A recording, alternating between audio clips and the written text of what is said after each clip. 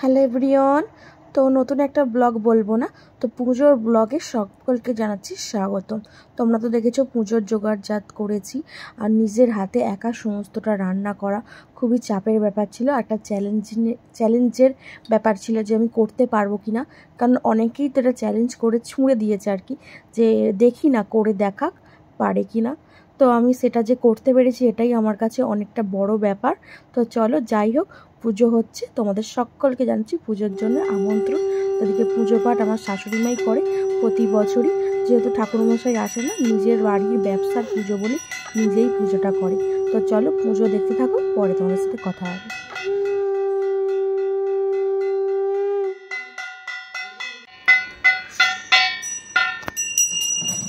তুমি ঘন্টা বাজাও, পুজো করুক। চুপ কর চুপ কর চুপ কর, এখন বাজাসনি।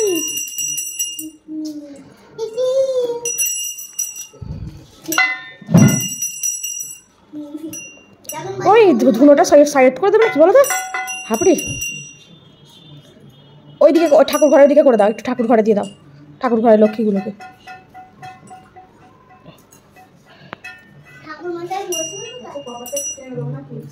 থাক থাক, খোলা থাক, আমরা তো আছি। তুমি টুলটা নিয়ে বসো না, ওদিকে তো কেউ যাচ্ছে না।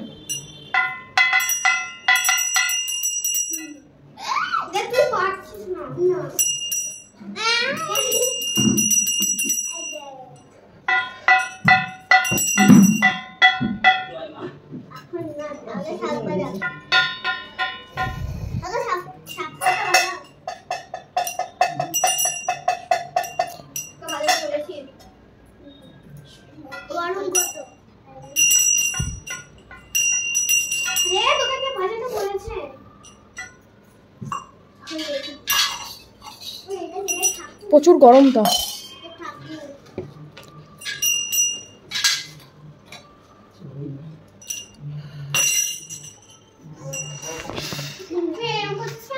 ছুঁড়ে দিচ্ছে না।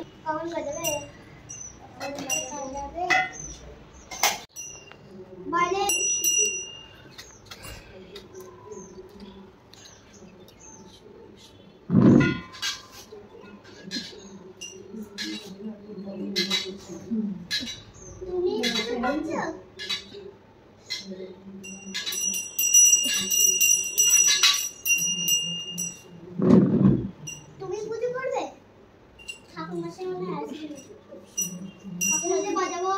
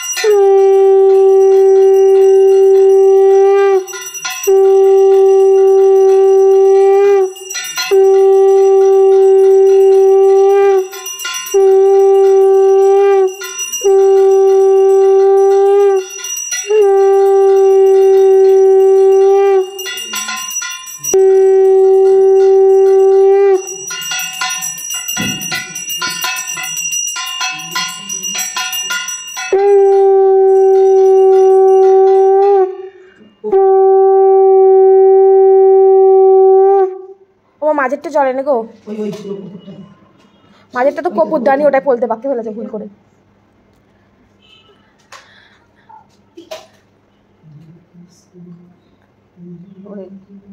লেগে যাবে। হ্যাঁ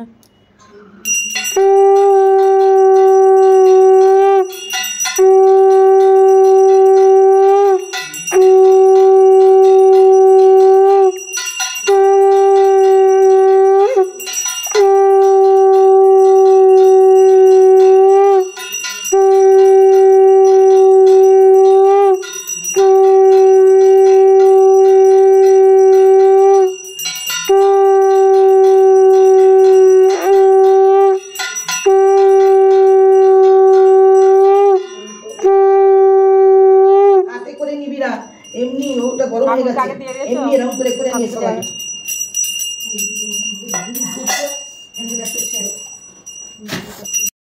এদিকে তো পুজো পাঠ হচ্ছে, তার সাথেও মায়ের একটু ভিডিও করছি।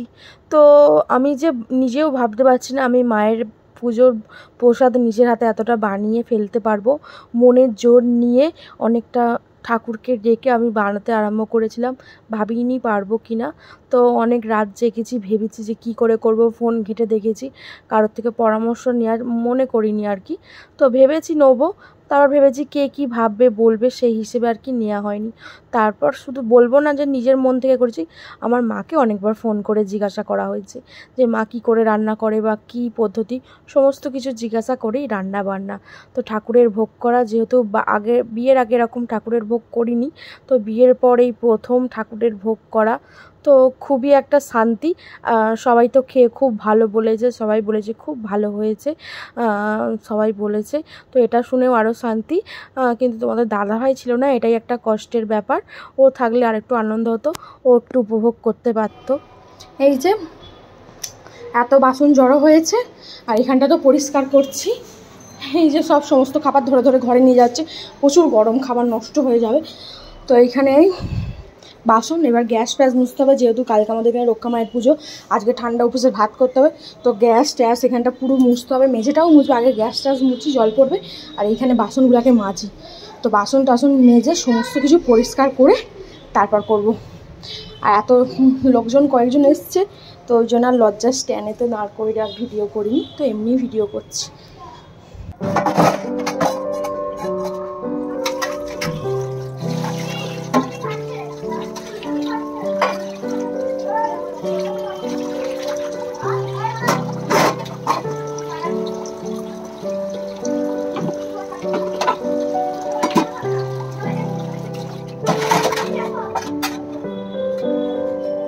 ফল নিয়ে যাও, ফল ও দেয়নি দিচ্ছি।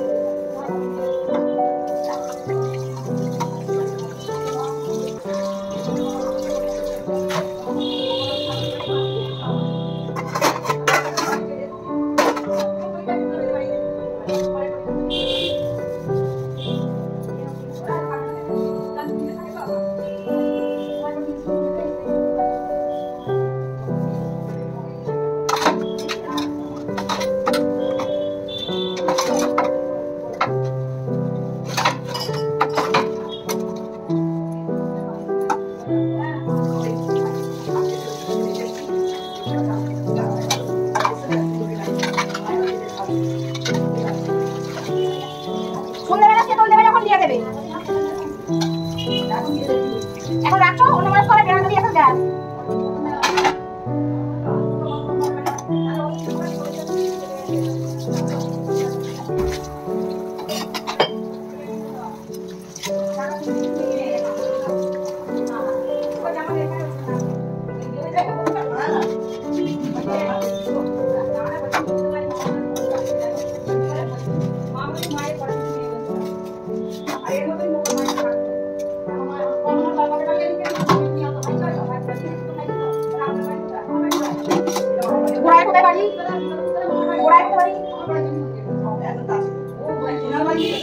বাড়িতে তো পুজো হলে একটা চাপের ব্যাপার থাকে, যেহেতু বাপের বাড়ি থেকে কেউই আসেনি আর আমার নিজের কুটুম বলতে কেউই আসেনি, আর সারাক সেরকম আসেও না সত্যি কথা বলতে। তো সমস্তটা একা হাতে করতে হচ্ছে, যেহেতু আবার ঠান্ডার উপোস, আর একবার কাজ করতে করতে বসে পড়লে না তো কুড়েমি বা আলসেমি লাগে, তো কাজ করতে আর ইচ্ছা করে না। যেহেতু পুরো শরীর ভিজে গেছে ঘামে, তো ভাবলাম না বসবো না, যতক্ষণ পারবো ততক্ষণ করে যাব। তো যত বাসন ছিল সমস্তটা মাজছি, মেজেও ফেলেছি অর্ধেকের বেশি, আর কয়েকটা আছে, আবার এও আসছে খেতে দিচ্ছি। অন্যবারে আমার শাশুড়ি মা শোলার পাতা নিয়ে আসে, বা পাতা বলতে শোলার বাটিগুলো নিয়ে আসে ভোগ দেওয়ার জন্য, এবারে আনতে ভুলে গেছে, তার জন্য প্লেটে বা স্টিলের বাসনেতেই ভোগ সবাইকে দেওয়া হচ্ছে। এবার একা একা খেয়ে যাচ্ছে, সে বাসনগুলো আবার পড়ছে, আবার মাজছি, এরকম করে করেই হচ্ছে। এরপর সমস্ত বাসন মাজা হয়ে গেলে বেসিনটা পরিষ্কার করব, গ্যাসের ওখানটা পরিষ্কার করে মুছবো, তারপর ঘরদোর ঝাঁট দিয়ে মুছবো। যদিও পাশের বাড়ি মামিকে বললাম যে মামি একটু হেল্প করো বলতে ঠাকুরের প্রসাদগুলো নয় নিয়ে চলে গেলাম ঘরে, কিন্তু পুজোর যে ফুল সরিয়ে আর কি পুজো হয়েছে, সে ফুলগুলো তো পড়ে আছে, সেটাও তো একটা করে কুড়োতে সময় লাগবে, তো মামিকে বলে একটু ফুলগুলো কুড়িয়ে দিও। তো এই দেখো এখনো কাজ শেষ হয়নি, তো এখানে ঘর মুছছি, তো অত বাসন ছিল মাজলাম, পাড়াতে ভোগ দিয়ে এলাম, বারান্দাটা সমস্ত পরিষ্কার করলাম, ফুল ফেললাম, তো এখন ঘর মোছার কাজ হচ্ছে। টোক আছে, যেহেতু ঘরে এসি চলছে, বাইরে তো প্রচণ্ড গরম, তো ভোগ টোক নষ্ট হয়ে যাবে, তো এখানে এই জন্য এই ঘরে রাখা হয়েছে। কিন্তু ঘরটা এতটাই অগোছালো হয়ে আছে কি বলবো, আর দেখতে পাওয়া যাচ্ছে না, কারণ ঘরেতে সবাই খাওয়া দাওয়া করেছে, তো এঁটো কাটা পড়ে তো একটু না মুছে আর আমি শান্তি পাচ্ছি না, কারণ একবার বসলে না আর উঠতে ইচ্ছা করবে না, আর কাজ করতে ইচ্ছা করবে না, যেহেতু আবার ঠাকুরের ভাত করতে হবে, তো তাই জন্য এখন মুছছি আপাতত। কালকে ফিনাইল জল দিয়ে ভালো করে মুছতে হবে, যেহেতু তেল হয়ে আছে। আর ওই যে ভোগ সবাইকে দেয়া হয়ে গেছে, আর দু একজন বাকি আছে, দেওয়া হবে।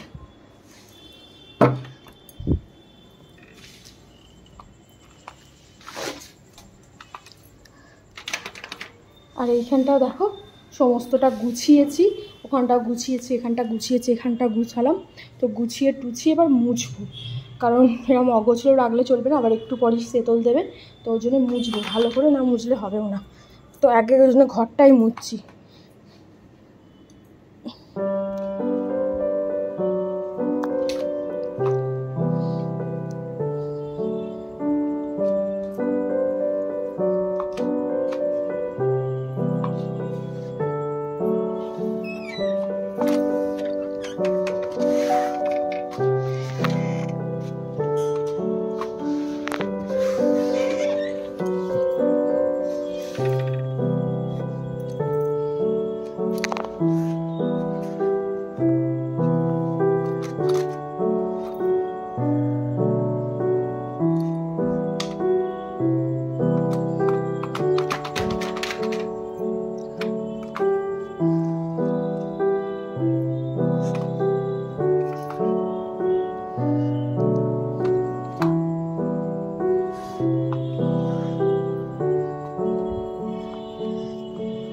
চলো ঘরটা মোছাতে হয়ে গেল, তোমাদের সাথে অত ভালো করে ভিডিও শেয়ার করতে পারছি না, কারণ এতটা কাজের প্রেশার না, আমি ভালো করে ভিডিওই করতে পারতাম সত্যি কথা বলতে। তো চলো এদিক থেকে মুছি।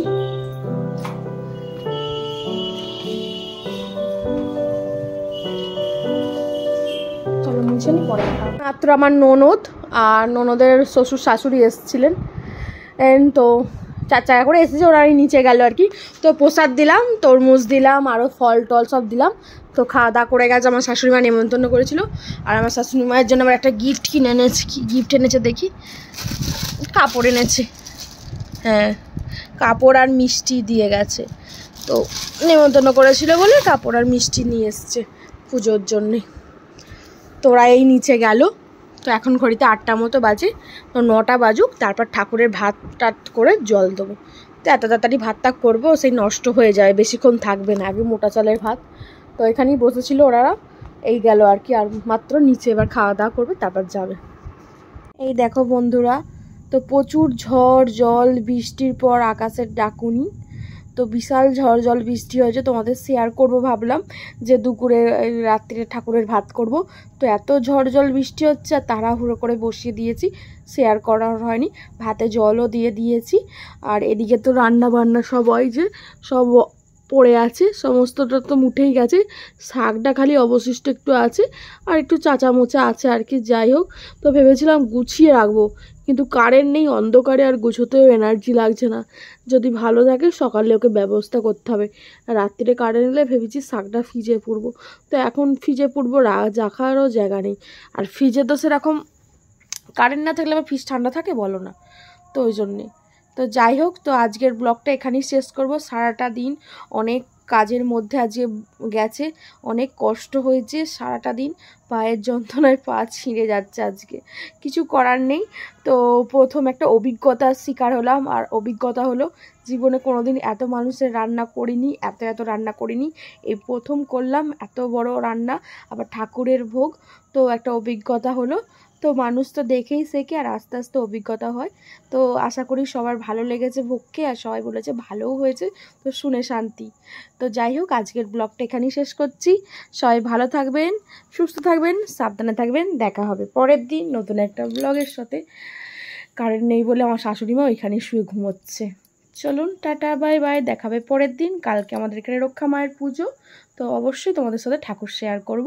আর তোমাদের দাদাভাই তো বাড়ি আসবেই।